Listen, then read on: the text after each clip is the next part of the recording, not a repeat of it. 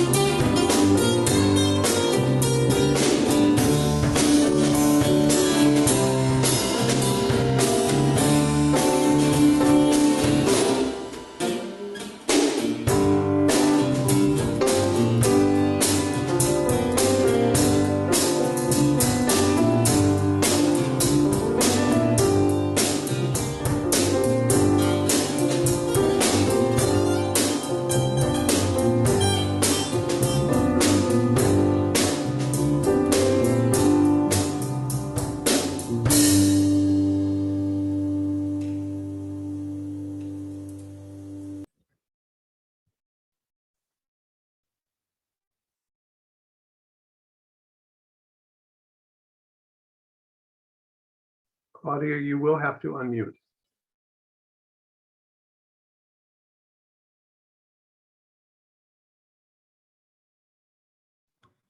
Sorry about that. Now I'll repeat that. I'm going to read a short selection from a Polish rabbi by the name of Abraham Herschel, and then we'll have a minute of meditation, and then Jackson will call us into the beginning service. We will not perish from lack of information, but only for want of appreciation. What we lack is not a will to believe, but a will to wonder. Reverence is one of our answers to the presence of mystery.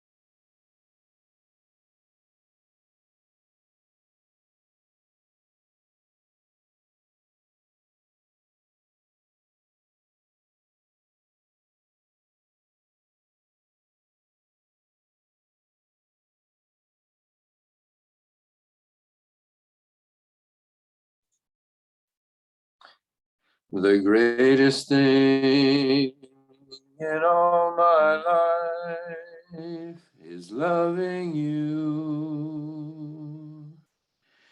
The greatest thing in all my life is loving you.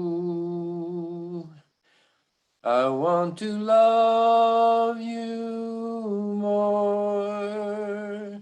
I want to love you more. The greatest thing in all my life is loving you.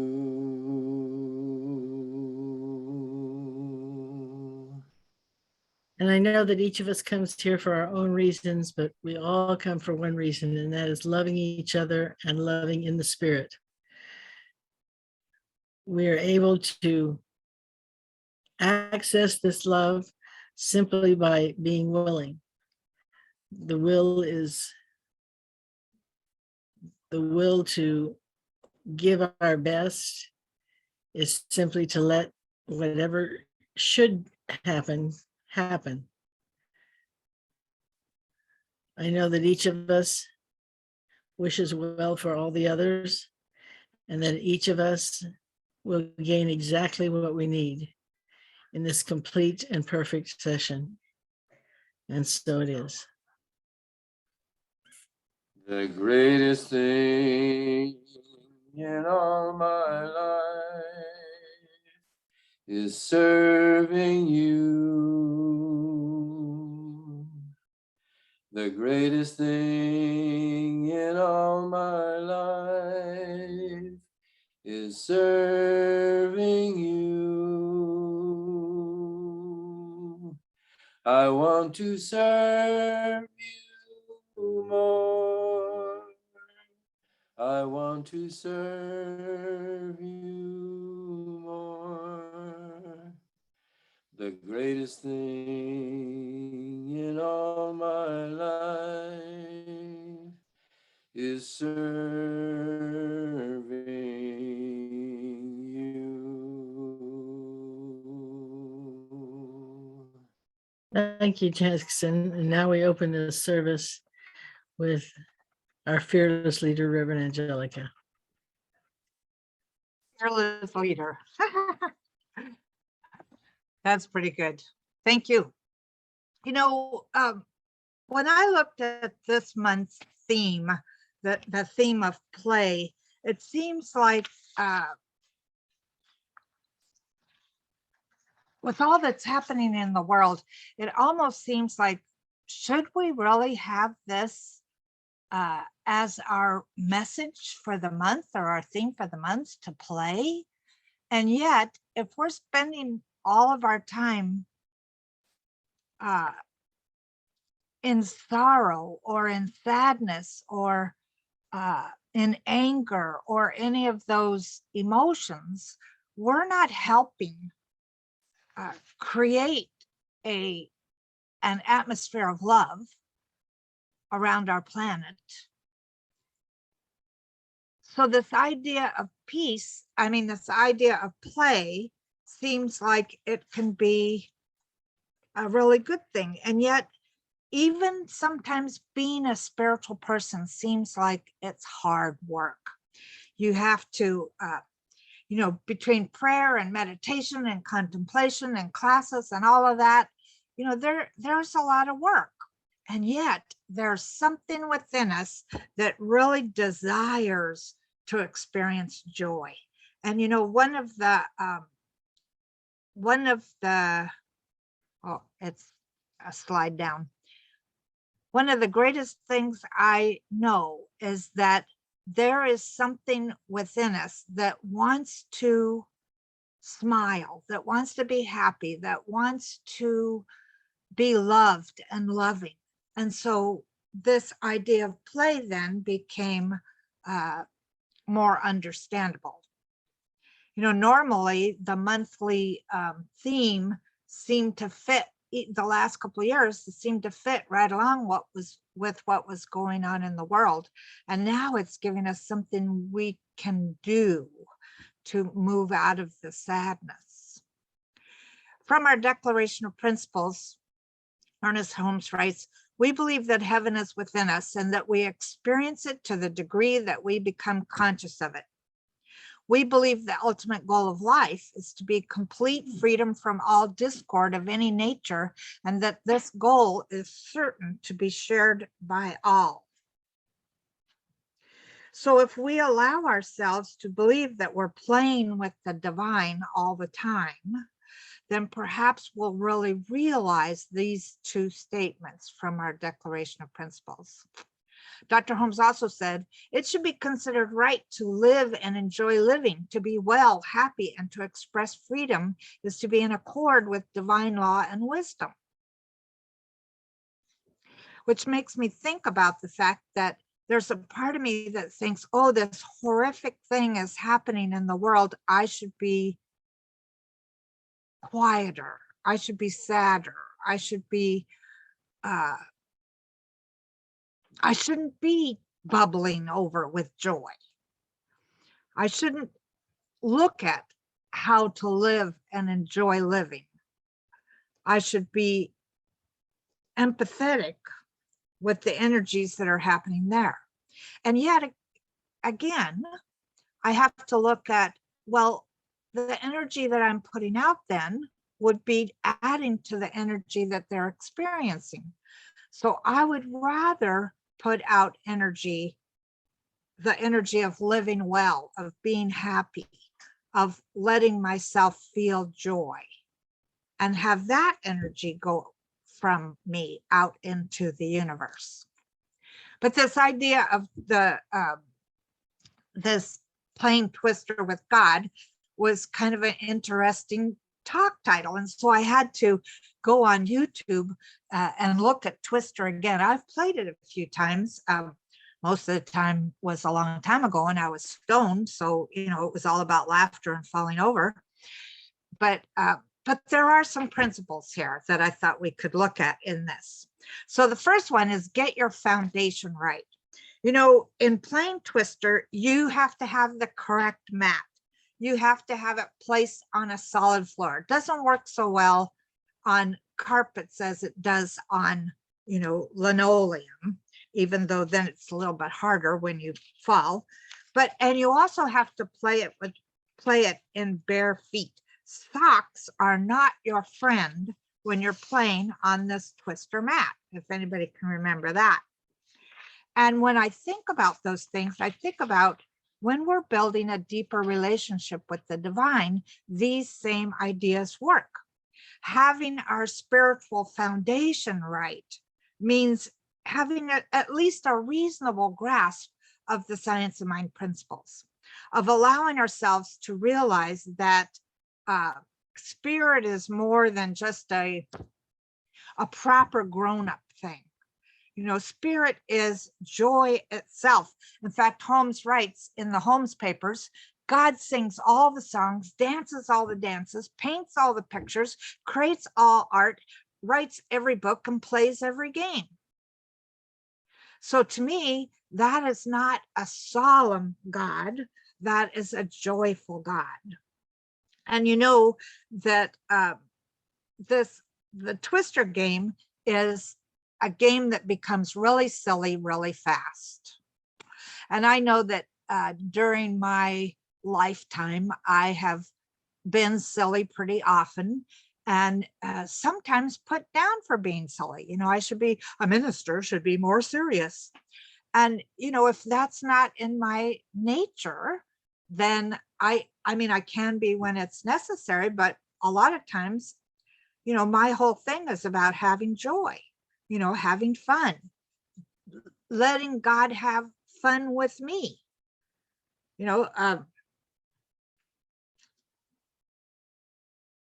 And in order to do that, I have to have my foundation right. I have to continually study the principles. I have to remind myself all the time about the fact that all of life is a mirror, that what it, and my basic belief, of course, that I always go back to is it's done unto us as we believe, and all there is God. All there is the divine. All there is the universal presence, or the divine energy, or the force, or whatever word you use for God. That's all there is. It's just this energy. And this energy becomes whatever we believe it will become. So building a deeper relationship with God is making sure that first and foremost, we have our foundation right. And my second idea is you have to realize you're going to get up close and personal. Now, if you think about the game of Twister, you know that depending on how many people are playing with you, your nose is going to end up in somebody's armpit or something. You're going to get up close and personal in all kinds of unexpected ways. And you find yourself dissolving into giggles, and it takes a while to get back into the game, right? Life is sort of like this. We're constantly intertwined with spirit, with everything else that is alive, that everything else that is actually, because everything is spirit.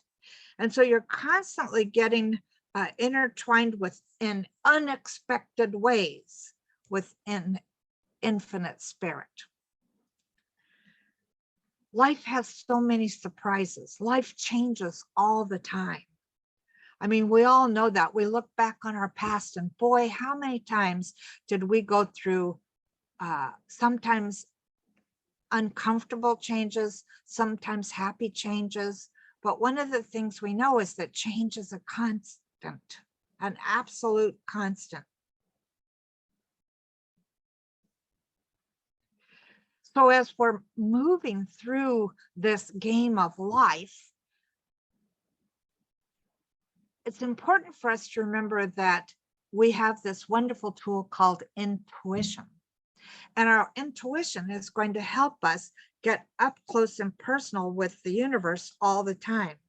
And it's almost like the universe is swirling around us in a million tiny ways.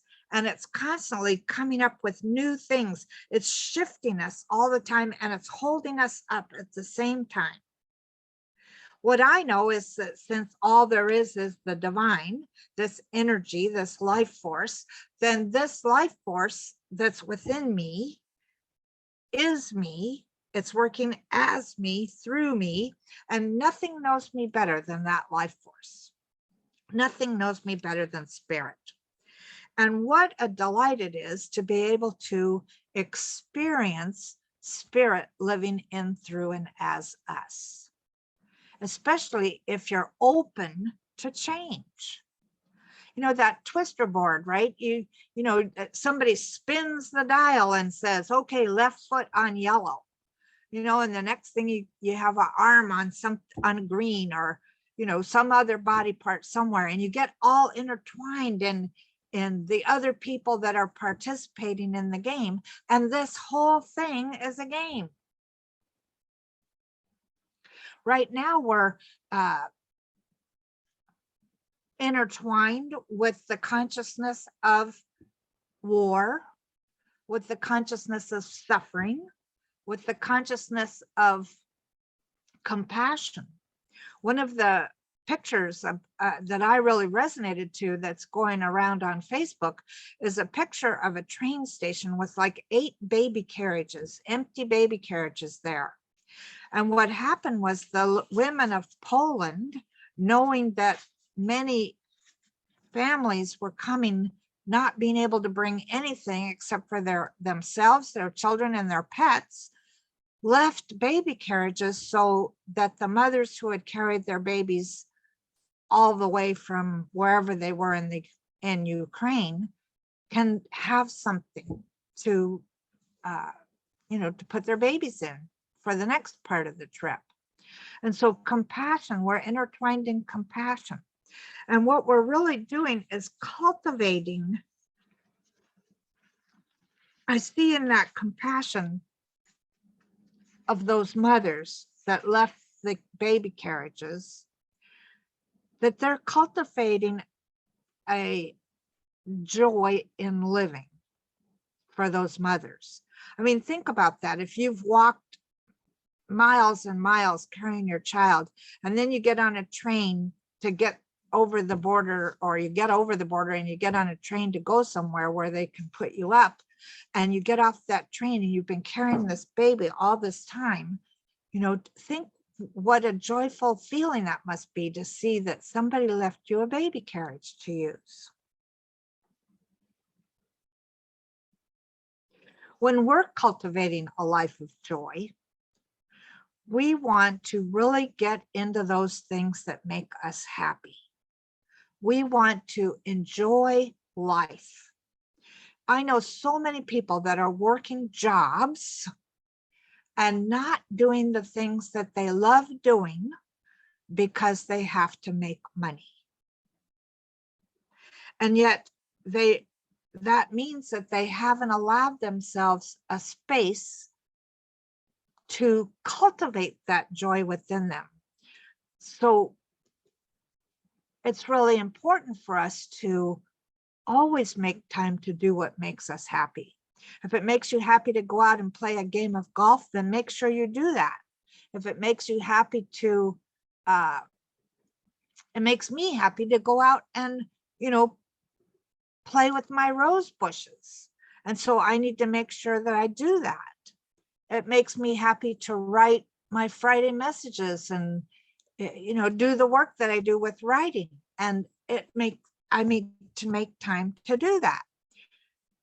Of course, my housework gets avoided because I would rather do the things that bring me joy than housework, but sometimes, you know, that brings me joy as well. It certainly does when I have completed an activity and I can look around and go, oh, it looks good. But what I want you to know is that you're always going to be up close and personal with the divine, always. And so you might as well really enjoy it. And whatever game or activity that we start, God is right there with us. The universe is giving us the energy to do whatever it is that we enjoy doing. The universe is giving us the impetus. The universe is giving us the creativity to do things. And so the third idea then is to be ready to laugh. Dr. Holmes writes in Think Your Troubles Away, if we would know a God of joy, we must be joyful. And then there's part of me, I read that and this little part of my mind comes in and goes, yeah, but how can you be joyful when so much bad stuff is happening in the world? Well, maybe it's my job to be joyful, to spread joyful energy. You know, one of the things that I know is that in this game of Twister, whether we're actually playing it or we're playing Twister with God, that stuff is going to happen that's ridiculous. And so why not laugh about it? We need to let go of the idea that to be spiritual is serious business, and that play is frivolity. We want to know, if we would know a God of joy, we must be joyful. My being in sorrow or in anger or whatever feeling you might have been feeling as you've watched the news, as you've seen what's happening in Ukraine, in Russia, in Bolivia, in the United States, as we watch these things that happen, our being sad about it and staying sad about it. I'm not saying that you can't be sad about it, but staying there, being stuck in it, is not going to help it at all. We need to find a way to play Twister with God. We need to find a way to find something to laugh at or to laugh with, and allow ourselves to be truly joyful. You know, this is one of my favorite sayings. Pierre Teilhard De Chardin says, joy is the infallible sign of the presence of God. Infallible sign of the presence of God. Spring is coming. And when I was reading this thing, I had this picture in my mind of a bird on a branch, singing its little heart out, being joyful because of the turning of the seasons, the cold weather leaving and the warm weather coming, and knowing that there's, I mean, in a bird brain, it would be, you know, more bugs, more seeds, more flowers to drink from. And that sign of life everywhere brings joy. So what I've been trying to say in a way is that play is not just about having fun. It's also about learning to take risks, experimenting, and testing boundaries. Because I was thinking about this last night. In a child just naturally plays. And in that playing, they're learning how to take risks. They're learning how to experiment with things, and they're testing boundaries. And so you might look at this statement, you might think spirituality is not just about having fun. But in that fun, we're learning how to take risks, experiment, and test boundaries. You know, when students that are just beginning in the science of mind learn spiritual mind treatment and that they can manifest things, that's taking a risk, moving beyond the belief systems that they were raised with. It's about experimenting, you know, well, let's just try this and see if it works. Let me do a treatment for a parking space and see if it works. And definitely we're testing boundaries. So play includes all of this in it. So again, our spirituality is not to be serious all the time. There's a time and place for seriousness. There's a time and place for joy. And I think our spirituality should bring us great joy. I know that when somebody's just learning this teaching and they do a treatment for something and it manifests, how exciting that is. They took a risk, they experimented, and the boundaries were pushed further out. So let's let ourselves begin, even in the sadness of the world. Let ourselves play. Let ourselves feel that joy. Let ourselves know that the universe is playing with us all the time. It's ready. So Michele Kamprath is writing our treatments our affirmations rather this month. So let's say this affirmation together and then we'll go into treatment. I am a joy-filled and playful expression of spirit, fluid and strong.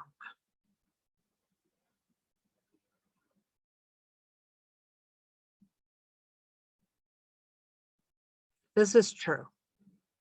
This is a true statement. I declare that this is a true statement. And I know that whatever my intention is, goes into this great law of mind that's always available, always willing, and allows us to experience that which we've intended. And so right now I declare for all of us in the first person, I am ready and willing to play with the divine presence. I'm ready and willing to feel more joy in my life, regardless of what's going on in other places. I am willing to acknowledge what's going on and do what I can to alleviate it, but I also let myself feel good. And here we are in beautiful Eureka, beautiful Humboldt, with all the natural beauty all the amazing art, the amazing music, everything that we could possibly desire almost. So let's allow ourselves, I choose right now to allow myself to experience that joy-filled life, knowing that this is a divine life that I'm living, knowing that the power that is within me is not separate from me in any way. It is who I am. And what I am is a unique, individualized expression of this one great energy. And I see everything around me as a unique, individualized expression. And I declare that as I walk through my week, I allow myself to acknowledge this. Maybe if I'm out on the walk, I can say to the plants, I see you, God. As I see little children, I see you, God. As I'm in the marketplace, I see you, God. It's absolutely everywhere. This divine energy is absolutely everywhere. We cannot get away from it. So we allow ourselves to play with it, to feel joy because of it, to acknowledge that this is the truth of our being. All there is God, and it's done unto us as we believe. And so using this teaching, I declare for Ukraine and for Russia and for any other place that's experiencing strife of any kind, that there is now an overlaying of divine energy of love. And that no matter what, there is a sense of joy in being alive. And I know that this life is peaceful. I declare peace absolutely everywhere. I see myself as a radiation. I radiate peace everywhere I go. I radiate joy everywhere I go. I see myself walking in this energy field that is experienced by everyone I come in contact with, and it continues on around the planet. And so I pay attention. I let myself feel the joy of being alive, the joy of knowing that who I am is spirit in form, and that my true nature is peace. And this goes around the world and does things that I will never know about. But it comes back to me, pressed down and running over. And how grateful I am for all of this. How grateful. So I release these words into the law of mind, knowing that they are already so. And so it is.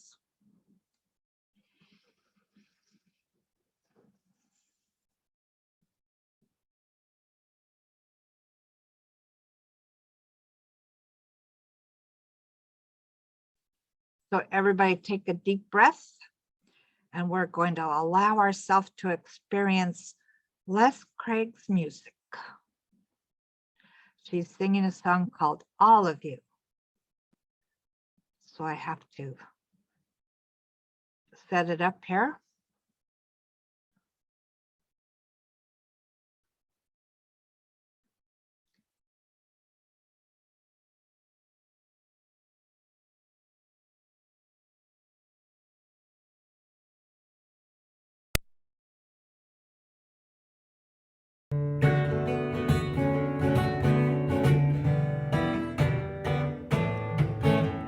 I love you, Spirit is all of you, in and through everything about you, in your mind and in your dreaming,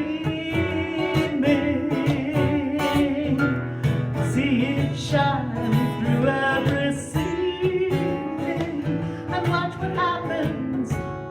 Let it be and feel it set you free, and you'll see in all the world around